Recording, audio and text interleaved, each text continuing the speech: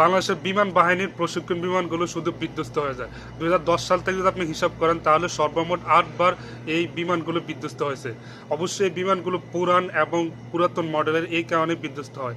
তো আমরা যদি হিসাব করি 2010 সালের ডিসেম্বরে বরিশালের আকাশে 2টি প্রশিক্ষণ বিমান বিধ্বস্ত হয়, মৃত্যু ঘটে 2টি স্কোয়াড্রন লিডারের। 2012 সালের 8 এপ্রিল টাঙ্গাইলে মধ্যপুরে প্রশিক্ষণ চলাকালীন একটি বিমান দুর্ঘটনায় পড়ে, একজন পাইলট মারা যান এবং অপরজন গুরুতর আহত হন। 2017 সালে 11 জুলাই চট্টগ্রামের লোহাগড়ায় একটি ইয়াকে 130 প্রশিক্ষণ বিমান বিধ্বস্ত হয়ে পাইলটরা বেঁচে যান, মানে তারা প্যারাশুট দিয়ে নেমে পড়েন। একই বছরের 28শে ডিসেম্বর কক্সবাজারে মহেশখালীতে 2টি ইয়াকে 130 প্রশিক্ষণ বিমান মুখোমুখি সংঘর্ষে বিধ্বস্ত হয়। ওই ঘটনায় 4জন পাইলট সফলভাবে তারা প্যারাশুটের মাধ্যমে অবতরণ করেন।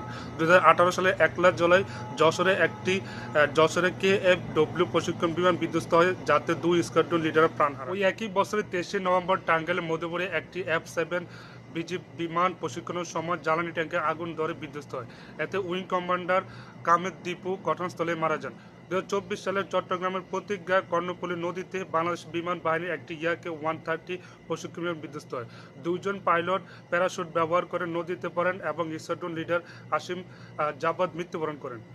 2025 সালের 21শে জুলাই ঢাকার উত্তরায় দিয়াবাড়ি এলাকায় মাইলস্টোন স্কুল এলাকায় বিমান বাহিনীর একটি প্রশিক্ষণ বিমান বিধ্বস্ত হয়।